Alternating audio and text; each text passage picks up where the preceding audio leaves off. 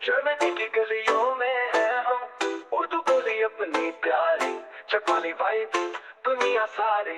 Chakwali expert, जीत का इरादा, हर शहर में अपना सादा। यहाँ की बातें, वहाँ के नजारे, हर पल में है रंग प्यारे। चकवाली एक्सपर्ट, जीत का इरादा, हर शहर में अपना सादा। यहाँ की बात। अस्सलाम वालेकुम guys and welcome back to my YouTube channel. आज की व्लॉग में कुछ बिहाइंड द सीन्स में दिखाऊंगी आप लोगों को कि हम लोगों ने लिविंग रूम को थोड़ा सा इम्प्रूव करने के लिए क्या क्या काम किए हैं, जो कि न्यू ईयर और क्रिसमस की छुट्टियों में उज़ैर क्योंकि थोड़ा सा घर पे थे तो हम लोगों ने बस उस टाइम को मैक्सिमाइज यूटिलाइज किया है। तो ये रेनोवेशन रिलेटेड काम सारे उज़ैर ही करते हैं, लेकिन मेरी इसमें कंट्रीब्यूशन ये होती है कि क्योंकि वलिया को मुसलसल अटेंशन चाहिए होती है और ख़ासकर अगर उज़ैर घर पे हों तो वलिया उनके बगैर 1 मिनट भी नहीं रहती है और वो बस उसका दिल करता है कि बाबा बस मुझे देखें और कुछ भी ना करें।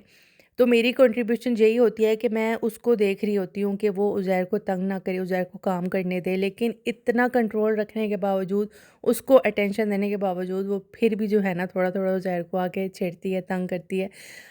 शायद हम उसे तंग करते हैं, वो हमें तंग नहीं करती, उसके माइंड में तो हम ही उसे तंग कर रहे होते हैं। तो यही रीज़न है कि मैं बहुत लंबे-लंबे फिर वीडियो शूट्स नहीं कर सकती होती। कोशिश करती हूँ कि बस छोटे-छोटे क्लिप्स ले लूँ जितना मुझसे हो सके, क्योंकि उज़ैर अगर काम कर रहे हैं और वलिया मेरे हाथ में मोबाइल देख लेना तो फिर वो बहुत ज़्यादा इरिटेट होती है। जो वॉल स्ट्राइप्स हम लोगों ने बनाई हैं उसका मैंने आपको कलर बता दिया है, उसका टेक्स्ट लिख दिया था मैंने, लेकिन ये जो पैनल्स हमने बनाए हैं ना, क्योंकि मुझे इंस्टा पे बहुत सारे डीएम्स आए थे कि हम लोगों ने कहाँ से लिए हैं, तो ये हम लोगों ने ओबी से बाय किए थे और ओबी पे 2-3 तरह की क्वालिटीज़ पड़ी हुई थी। एक तो बिल्कुल वो थर्मोपोर जैसे होता है, स्टायरोपोर, उस तरह का मटेरियल था। उसपे मैं नेल लगाती थी ना अपना नाखून, तो वो अंदर मेरा नेल चुभ गया था, उसको मतलब विजिबल हो गया था साइन। वो थोड़ा सस्ता भी था। तो हम लोगों ने ये मटेरियल चूज़ किया कि जिस पे हमारा अगर कोई निशान लग जाए हाथों से या किसी भी चीज़ का तो वो नज़र ना आए और क्वालिटी अच्छी हो। तो ये वाला मटेरियल फिर हम लोगों ने सिलेक्ट किया था, वीडियो में आप लोग देख सकते हैं। अब इसको जब हमने चिपकाया तो सबसे पहले तो हम लोगों ने डबल टेप लगाई थी, जो सेल्फ एडहेसिव टेप होती है, डबल टेप जो होती है, हाँ यही नाम होता है ना। उससे ये नहीं चिपका था, ये गिर गया था अगले दिन। तो फिर उज़ैर ने मोंटाजे क्लेबर यूज़ की थी, डबल टेप भी लगाई रखी थी ताकि वो मोंटाजे क्लेबर फिक्स कर दे उस चीज़ को। उससे ये बिल्कुल अच्छे से चिपक गया था, बिल्कुल भी फिर नहीं गिरा था। लेकिन डबल टेप उज़ैर ने उतारी नहीं थी, वो भी साथ लगे रहने दी थी। उनको 45 डिग्री के एंगल पे उज़ैर ने कट किया था, उनके पास कोई मशीन है कट करने वाली, उससे ईज़िली कट हो गया था। यहाँ पे हमसे एक इंटीरियर मिस्टेक भी हुई थी। ये जो वॉल लैंप्स आप लोग देख रहे हैं, नॉर्मली ये थोड़ा नीचे होते हैं। अब मैं जब ये उज़ैर लगा रहे थे तो मैं सो रही थी, क्योंकि उज़ैर रात को बड़े शौक से काम करते हैं, क्योंकि उज़ैर कहते हैं कोई डिस्टर्बेंस नहीं होती, ना खाना खाना होता है, ना मतलब फैमिली टाइम होता है, तो बड़े आराम सुकून से वो फिर जब हम सो जाते हैं तो ज़्यादातर काम करते हैं। तो तब मैं सो रही थी और फिर मैं उज़ैर को नहीं बता सकी कि ये लैंप्स थोड़े नीचे करके लगाने हैं, वरना मेरा ओरिजिनल आइडिया कुछ इस तरह का था कि हम इस तरह की वॉल करेंगे। लेकिन अब वो इतनी मुश्किल से वो उज़ैर ने लैंप्स लगाए, या तार, इलेक्ट्रिसिटी की तारों को दोबारा से छेड़ना, वो एक टास्क लग रहा था। फिर हम लोगों ने इसको इस तरह से प्लान कर लिया कि अच्छा चलो एक ही दरमियान में बड़ा सा पैनल लगा देते हैं। तो उसके एंगल्स भी फिर हम लोगों ने चैट जीपीटी और जेमिनी से पूछ-पूछ के किया कि कहाँ लगाना चाहिए। तो ये एक इंटीरियर मिस्टेक हमसे हुई थी। मैंने पहले भी अपने ब्लॉग में शेयर किया था कि जब आप घर की रेनोवेशन खुद करते हो तो वो आपका पहला प्रोजेक्ट होता है, और जब पहला प्रोजेक्ट आप किसी भी लेवल पे करते हो तो उसमें आप मिस्टेक्स करते हो। तो किचन में 1-2 मिस्टेक्स हम लोगों ने की थी और दूसरी मिस्टेक्स हमसे ये वाली हुई है। ये मैं साथ इसलिए बता रही हूँ कि अगर मैं आप लोगों को शायद ये ना बताती कि हमसे इंटीरियर मिस्टेक हुई है तो आप लोगों को कभी भी ना पता चलता कि हमसे मिस्टेक हुई है। लेकिन ये एक मोटिवेशन भी है आप लोगों के लिए कि कुछ लोग इसलिए अवॉइड करते हैं काम करना कि ये ना हो मिस्टेक हो जाए, लेकिन आप हमेशा जो भी आउटकम निकलता है उसका बेस्ट पॉसिबल सॉल्यूशन ढूँढने की कोशिश किया करें। अगर प्लान ए वर्क नहीं करता तो always have a plan B और अ सी। तो हम लोग टीवी की वॉल बना रहे थे तो हम लोगों ने मुख्तलिफ चीज़ें डिसाइड की थी कि यार किस तरीके से ये पैनल ज़्यादा अच्छे लग रहे हैं। फिर मैंने इंस्टाग्राम पे उसी टाइम वोटिंग की थी, जो कि बहुत जल्दी-जल्दी रिजल्ट्स हमें मिल गए थे, तो उज़ैर ने फिर इस तरह से अटैच कर दिए थे पैनल्स, और इनका भी सेम उज़ैर ने किया था। पहले डबल टेप लगाई, वही मसला हुआ, फिर अगले दिन उज़ैर ने मोंटाजे क्लेबर लगाई, तो उससे ये अच्छे से फिक्स हो गए थे। ये हमारे लिविंग रूम की सेटिंग इस तरह से बन रही थी कि टीवी कॉर्नर पे ही आता था और कहीं अच्छा एडजस्ट नहीं हो रहा था, तो इसलिए हम लोगों ने ये जो टीवी के नीचे टेबल रखा हुआ है, लो बोर्ड जिसको बोलते हैं, वो टेम्परेरी है, अभी कोई और अच्छा सोल्यूशन हमें मिला नहीं है। वो मिल जाए तो फिर हम लोग टीवी की बाकी जो वॉल पे जो भी डेकोर करना है वो बाद में करेंगे, हाइट उसके अकॉर्डिंग फिर एडजस्ट करेंगे हम लोग।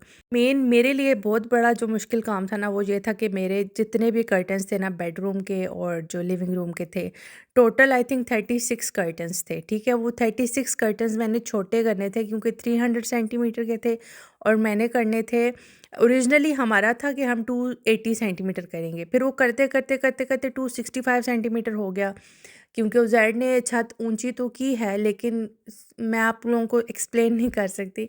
कुछ इस तरह की सिस्टम है कि वो रील थोड़ा सा नीचे लगना था, जो रॉड होती है ना वो नीचे लगनी थी।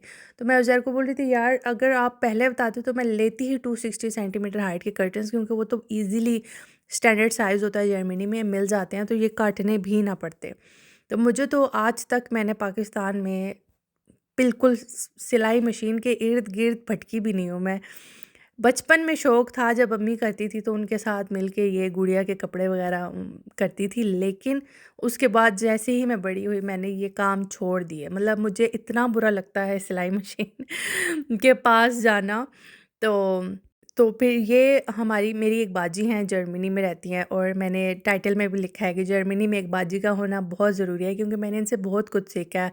गाजर का हलवा और जो पम्पकिन का हलवा होता है, वो मैंने इनसे बनाना सीखा है। मतलब आई नो कि आपकी अम्मी और बहन हैं पाकिस्तान में, आप उनसे पूछ सकते हो, लेकिन एक बात बताऊँ, जहाँ पे आप रह रहे होते हो ना, वहाँ से भी आपको कुछ सीखना पड़ता है, क्योंकि अब यहाँ का जो दूध है, जैसे खोया यहाँ पे बनाना है, जो यहाँ के इंग्रेडिएंट्स हैं, उसके अकॉर्डिंग रेसिपी आपके घर में जो पाकिस्तान में बैठे हुए हैं वो नहीं बता सकते, क्योंकि वहाँ पे दूध भी डिफरेंट तरह का होता है और यहाँ पे डिफरेंट तरह का होता है। इसीलिए जो है ना, जर्मनी में एक बाजी होना, एक मेंटोर टाइप होना, जो आपको घर के काम सिखा सके, सुगड़ बना सके, वो बहुत ज़रूरी होता है।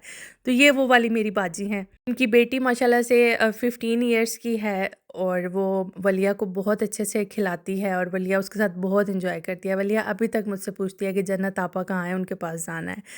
तो वो माशाल्लाह याद रखती है ये चीज़ें। तो उन्होंने मुझे सिखाया कि सिलाई मशीन से पर्दे कैसे छोटे, उन्होंने मैं 3 पर्दे ले गई थी, ठीक है। उन्होंने मुझे 2 तरीके से सिखाए, एक फ़ोल्ड करके कैसे छोटे करते हैं और एक काट के कैसे छोटे करते हैं। एक वेलवेट का भी उन्होंने मुझे सिखा दिया, 2 वेलवेट के उन्होंने करके दिए, और एक ये जो पतला कपड़ा होता है, इसको आई थिंक ये मुझे एग्ज़ैक्टली नाम नहीं आता इस स्टफ़ का, लेकिन ये ऐसे ही है जैसे लिनन टाइप होता है ना, पतला सा शियर लिनन टाइप, कुछ इस तरह का कपड़ा है। तो उन्होंने मुझे जो सिखाया, मैं सारा उनसे समझ के आई कि सुई में धागा कैसे डालना है, क्योंकि फिरकी में कैसे धागा लपेटना है, ये सारी चीज़ें मैं उनसे पूछ के आई थी। और उन्होंने बहुत अच्छे से मुझे एक्सप्लेन किया, बहुत तहम्मुल के साथ एक्सप्लेन किया, और ना मुझे तो कुछ भी नहीं आता था। फिर मैं ये सिलाई मशीन उनकी ही अपने साथ घर ले आई थी, और मैंने 4 दिन लगा के 36 पर्दे जो हैं वो छोटे किए। 3 उन्होंने मतलब कर दिए, बाकी के मैंने खुद किए। फिर उन सबको मैंने प्रेस किया, आयरन किया, और फिर उनको हैंग किया हम लोगों ने। मैंने स्टोरी डाली थी इंस्टाग्राम पे, तो बहुत ज़्यादा मुझसे लोगों ने पूछा था कि उन्होंने भी सिलाई मशीन लेनी है, वो कहाँ से लें। तो ये उन्होंने, बाजी ने 10 साल पहले लिडल से बाय की थी, सिल्वर क्रेस्ट की, और माशाल्लाह से अभी तक उनकी ये चल रही है। वो कहती हैं कि छोटे मोटे टाँके लगाने जो भी पड़ते हैं उनको, बच्चों की जीन्स वगैरह छोटी करनी होती है या कोई भी हो। और ये वेलवेट का स्टफ़ भी आपको पता है थोड़ा मोटा होता है, तो इसका भी वो निकल आया था धागा। आई मीन, पता नहीं मैंने सही बोला या नहीं बोला, मतलब सही से स्टिच हो गया था। और तकरीबन इस लिविंग रूम को सेट करने में 9 महीने लगे हैं। हम लोग लास्ट ईयर शिफ्ट हुए थे नवंबर में, और तब से फिर किचन किया, बाथरूम किया, फिर हम लोगों ने लिविंग रूम किया। लिविंग रूम पे बहुत टाइम लगा था, लेकिन अल्हम्दुलिल्लाह हो गया। और ये कर्टन्स की लुक कुछ इस तरह से निकली है, जो पीछे हैं, मतलब ये वाली जो विंडोज़ है ना, जहाँ इनका जो शटर है वो अभी ख़राब है, इसलिए ये बंद ही है अभी। ये फिर अभी खुला नहीं है, इसलिए यहाँ से भी रोशनी नहीं आती, लेकिन जब यहाँ से भी रोशनी एंटर होगी तो हमारा लिविंग रूम दिन को बहुत ज़्यादा रोशन रोशन लगेगा। अभी फ़िलहाल यही वाला शटर ठीक है, तो इसी का हम ऊपर नीचे करते हैं। और मेरा ये ओपिनियन था कि कलर वो हो जो हमारे ब्लू सोफ़ाज़ के साथ, और हमारा क्योंकि जो फ्लोर का कलर है वो थोड़ा सा वार्म ब्राउन की तरफ है, वॉलनट, डार्क वॉलनट में आता है, तो उससे मैच करे, तो उसके अकॉर्डिंग फिर मैंने ये कलर चूज़ किया था। और मैंने सारे पर्दे, यानी 4 खिड़कियां हैं ना पूरी, 3 लिविंग रूम में बनती हैं और 1 डाइनिंग रूम में बनती हैं, तो सबका एक जैसे लिया, क्योंकि मुझे लग रहा था कि अगर मैंने कहीं कुछ डिफरेंट करने की कोशिश की तो वो बहुत कार्टूनिक ना लगे बहुत ज़्यादा।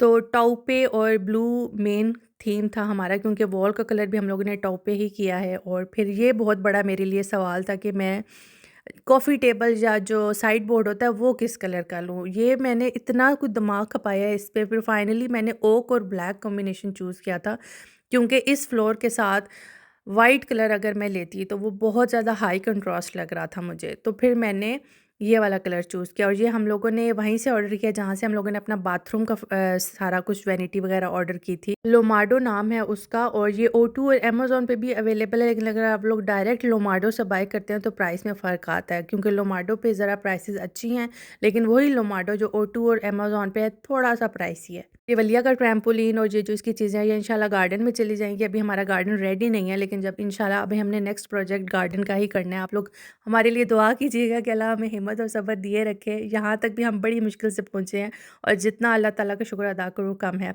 और ये स्ट्राइप्स भी जो हैं इस पे मुझे मुझे वो कलर चाहिए था कि थोड़ा हमारा जो डाइनिंग टेबल है ना, ब्लैक कलर का डाइनिंग है और ग्रीन चेयर्स है, पिंक चेयर्स है, तो उस पे जो कलर उठ के आए वो वाला हो। तो फिर मेरे माइंड में आ रहा था कि कुछ पॉप ऑफ कलर चाहिए, तो वो कलर ऐसा भी हो कि आँखों को भी अच्छा लगे।